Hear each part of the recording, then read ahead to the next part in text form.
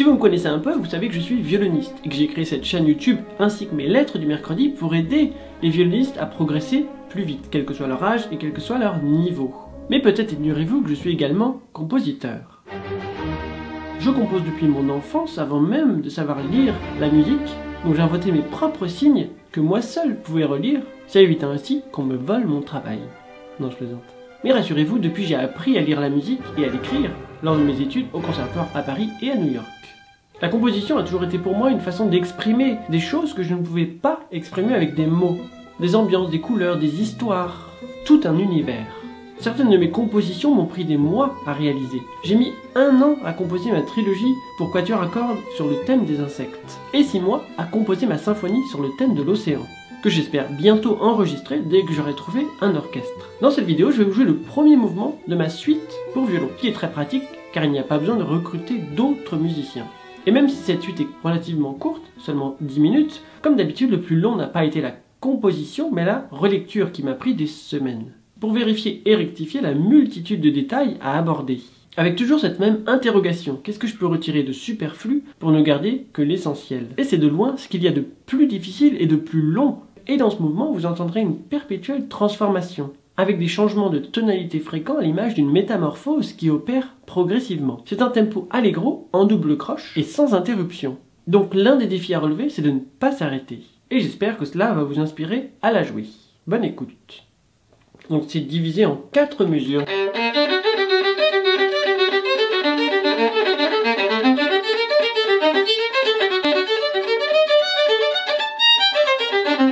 Déjà là on sent qu'il y a une espèce de métamorphose.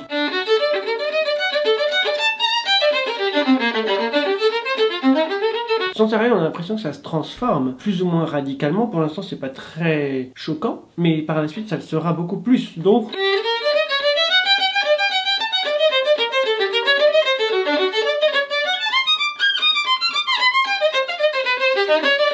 là on est passé en ré mineur.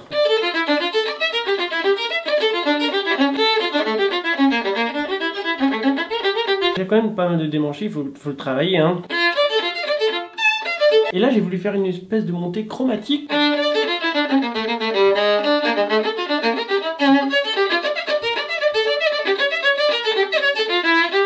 Jusqu'à présent on était en 4-4 et là on passe à du 6.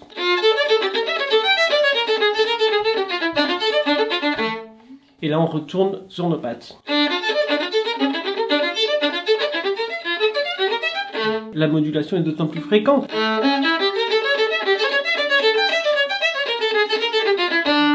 De nouveau en ré. Pareil le chromatisme. C'est qui a composé ce truc tordu là? Là on passe en la mineur, donc on passe de ré mineur à la mineur. Donc là on voit vraiment la métamorphose qui opère, on approche de la fin du mouvement.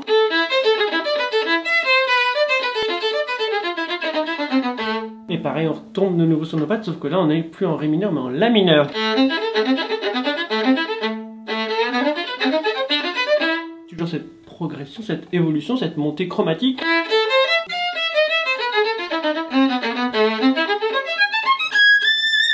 Comment je travaillerai en pensant bien à l'archet finalement? C'est surtout lui. On a 2 coups d'archet dans la sol.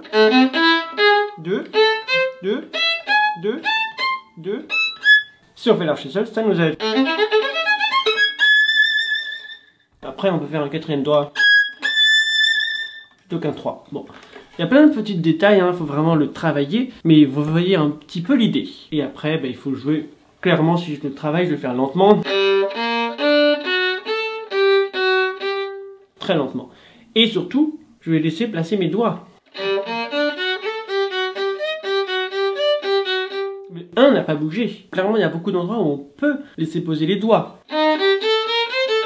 Le 3e doigt est resté posé.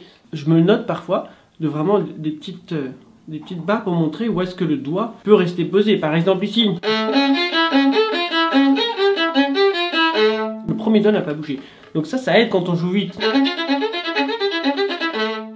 Si j'avais pas le doigt posé, ça ça devient ingérable. Déjà qu'avec le doigt posé, c'est pas facile. Ces petits trucs, comme je vous disais à la fin, de penser aussi de savoir ce que l'archer fait sans la main gauche et de savoir poser et laisser poser le doigt où est-ce qu'on a l'opportunité de le faire, en plus d'un travail lent et précis, ce qu'il faut vraiment faire clairement pour que ce soit propre. Quoi que vous jouiez d'ailleurs, ce genre d'approche va vraiment vous aider de laisser vos doigts placés et de savoir sur quelle corde vous jouez, en plus de commencer à le pratiquer très lentement. J'espère que ce premier mouvement vous a plu et que vous aimeriez le jouer, et si c'est le cas, j'ai quelque chose à vous proposer. La partition au format PDF, ainsi qu'une vidéo où je joue sans interruption ce mouvement au tempo, ainsi qu'une deuxième vidéo où je le joue 2 fois plus lentement, pour que vous puissiez voir les détails, ainsi qu'une troisième vidéo avec un gros plan sur ma main gauche, toujours en version lente, pour que vous puissiez analyser mes doigtés. Une mini-formation dans laquelle je vous aide à apprendre ce mouvement perpétuel mouvementé. Cliquez le lien associé pour en profiter et je vous retrouve de l'autre côté.